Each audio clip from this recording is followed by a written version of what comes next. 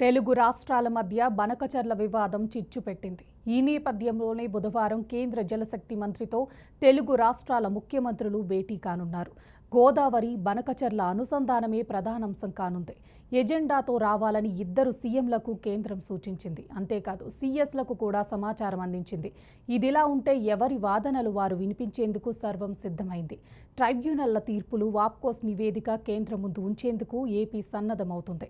200 టీఎంసీలు వాడటం వల్ల తెలంగాణకు నష్టం లేదని ఏపీ అంటుంది. ఇదిలా ఉంటే బనకచర్ల ప్రాజెక్ట్ ఏపీ పునర్విభజన చట్టానికి వ్యతిరేకమని తెలంగాణ చెబుతుంది.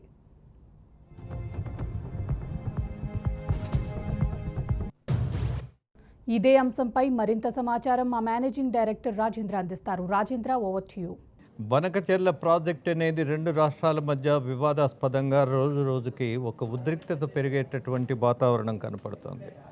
కారణం ఏంటి అని అంటే ఇక్కడ తెలంగాణ ప్రజల యొక్క ప్రయోజనం దీనివల్ల దెబ్బతింటుంది అన్నది తెలంగాణ వాదన. తెలంగాణ ప్రభుత్వం యొక్క వాదన. అలాగే ప్రతిపక్షాలు కూడా. ఏమాత్రమైనా రేవంత్ రెడ్డి ఏపీ ప్రభుత్వం ప్రతిపాదించిన వాటికి అనుకూలంగా స్పందిస్తే మాత్రం పొలిటికల్ టర్న్ తీసుకోవడానికి ఇక్కడ ఉన్నటువంటి విపక్షాలన్నీ సిద్ధంగా కత్తులు నూరుతూ ఉన్నాయి. ఇక బనకచెర్లకు సంబంధించినటువంటి విషయానికి వస్తే ఇద్దరు ముఖ్యమంత్రుల్ని రేపు జలశక్తి మండలికి సంబంధించి అలాగే ఆ శాఖకు సంబంధించినటువంటి మంత్రిత్వ శాఖ ఏదైతే ఉన్నదో వాళ్ళు ఇద్దరు ముఖ్యమంత్రుల్ని ఢిల్లీ ఆహ్వానించటం జరిగింది. దాంతోపాటు అధికారులను, చీఫ్ సెక్రటరీలను కూడా రమ్మని ఆహ్వానం పలికింది. పూర్తి వివరాలతో ఎవరి వాదనలు వాళ్ళు వినిపించడానికి అవకాశం, నిర్ణయం తీసుకునేటటువంటి దశ ఉన్నది అన్నది కేంద్ర ప్రభుత్వం జలశాఖ మంత్రిత్వ శాఖ చెప్తున్నటువంటి ఒక వాస్తవం. కానీ ఇద్దరు ముఖ్యమంత్రులు సిద్ధపడి అక్కడికి వెళితే పరిష్కారం వస్తుందా అన్న ఆలోచన జరుగుతున్నప్పుడే ఇవాళ తెలంగాణకు సంబంధించినటువంటి ప్రభుత్వం నిర్ణయం తీసుకుందేమని, రేపు వెళ్లాల్సిన అవసరమే లేదు అని, మేము రావట్లేదు అని ముఖ్యమంత్రి హాజరు కారు అని ఇక్కడ ప్రభుత్వం కేంద్రానికి తెలియజేయటం జరిగింది. ఇక మరి రేపు సమావేశం కేంద్రం ఆంధ్రప్రదేశ్కు సంబంధించిన ముఖ్యమంత్రి అధికారులతో కూర్చొని వివరిస్తారా, దానివల్ల ప్రయోజనం ఉంటుందా అన్నది అనుమానమైనటువంటి విషయంగా మారింది.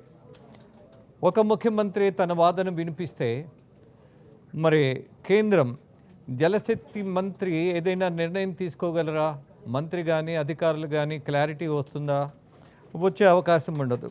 అసలు గోదావరి బనకచెర్ల అనుసంధానమే ప్రధాన అంశమైనటువంటి ఎజెండాతో ముందుకెళుతున్నటువంటి ఈ కార్యక్రమంలో బ్రేక్ పడే అవకాశం మాత్రం చాలా స్పష్టంగా కనపడుతోంది.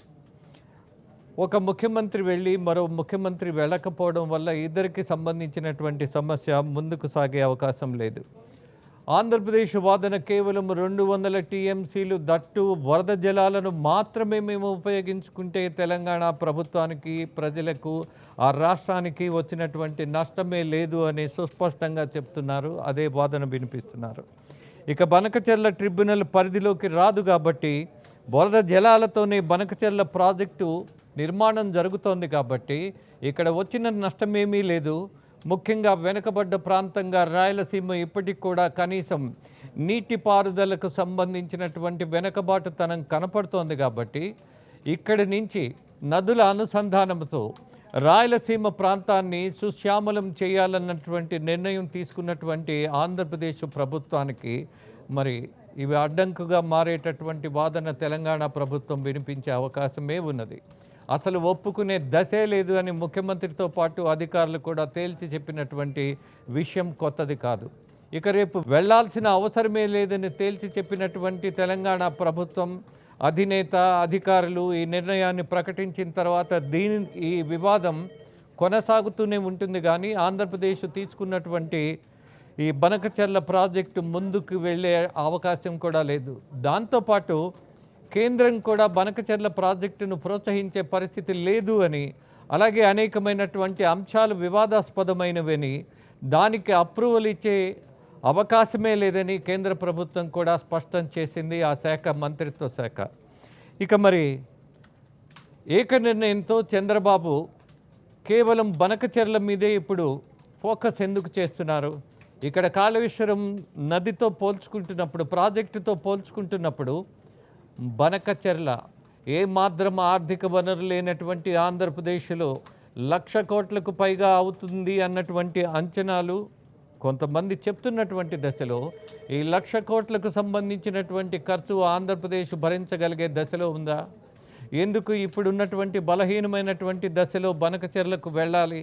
ఉన్నటువంటి ప్రాజెక్టులను పూర్తి చేసుకుంటే అద్భుతమైనటువంటి తోడ్పాటు వ్యవసాయ రంగానికి ఉంటుంది. అలాగే తాగునీటికి సంబంధించిన సమస్యలు అనేకం తీరుతాయి.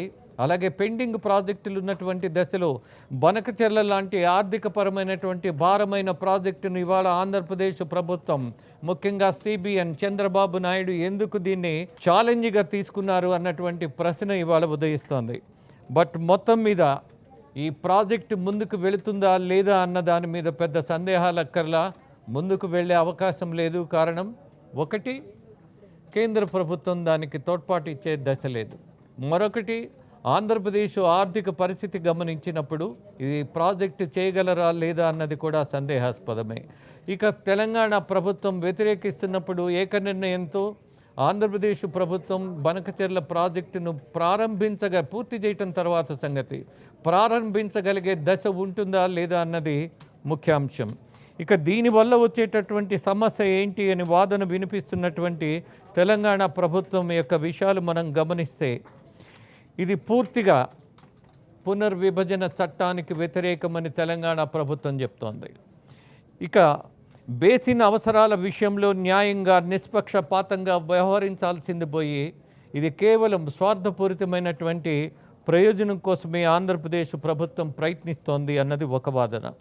రోజుకి 10 టీఎంసీల చొప్పున శ్రీశైలం నుంచి 880 అడుగుల వద్ద 1.50 లక్షల క్యూసెక్కుల కంటే ఎక్కువ సామర్థ్యంతో పోతిరెడ్డిపాడు హెడ్ రెగ్యులేటరీ ద్వారా మళ్లింపు జరిగితే 797 అడుగుల వద్ద రోజుకి 3 టీఎంసీలు తీసుకువెళ్లే రాయలసీమ లిఫ్ట్ ఇరిగేషన్ ఈ రాష్ట్రానికి అశనిపాతం, పెద్ద నష్టం కలగజేసే అవకాశం ఉంటుంది అని ఇవాళ తెలంగాణ అధికారులు కూడా చెప్తున్నటువంటి స్పష్టమైనటువంటి విషయం. ఇక ముచ్చుమర్రి, మలయాళ, గురు రాఘవేంద్ర ప్రాజెక్టులు నిర్మించి కృష్ణానది నుంచి వరద నీటిని బేసిన్ వెలుపల ప్రాంతాలకు డైవర్ట్ చేస్తోంది. శ్రీశైలం అట్టడుగు నుంచి నీటిని డైవర్ట్ చేసి ఆ నిర్మాణాలతో రిజర్వాయర్ ఖాళీ అయిపోతుంది. కాబట్టి విపరీతమైనటువంటి నష్టానికి, కష్టానికి, ఇవాళ ఇక్కడున్నటువంటి రైతుల ప్రయోజనానికి విఘాతం కలిగిస్తుందని తెలంగాణ ప్రభుత్వ వాదన. ఈ వాదన, ఈ వివాదాలు ఇవన్నీ బనకచెర్ల ప్రాజెక్టు యొక్క ప్రారంభానికి అశనిపాతమే జరుగుతుందన్నటువంటి ఆశ, నిర్మించగలరమన్నటువంటి ప్రయత్నం ఇవాళ ఆంధ్రప్రదేశ్ ప్రభుత్వం పునరాలోచన చేయాల్సిన అవసరం ఉంది అని ఈ నీటిపారుదల ప్రాజెక్టులకు సంబంధించినటువంటి నిపుణుల సూచన. అఫ్కోర్స్ చంద్రబాబు గారు తీసుకున్నటువంటి నిర్ణయంలో పూర్తిగా చర్చించకుండా, అవగాహన లేకుండా ఏకపక్షంగా నిర్ణయం తీసుకునే అవకాశం ఉందా అని అంటే, మరి ఆయన అనుభవానికి ఆయన తీసుకున్నటువంటి నిర్ణయం ఎలాంటి ప్రతిష్టను పెంచుతుంది, ఎలాంటి మచ్చను తీసుకొస్తుంది అన్నది వేచి చూడాలి.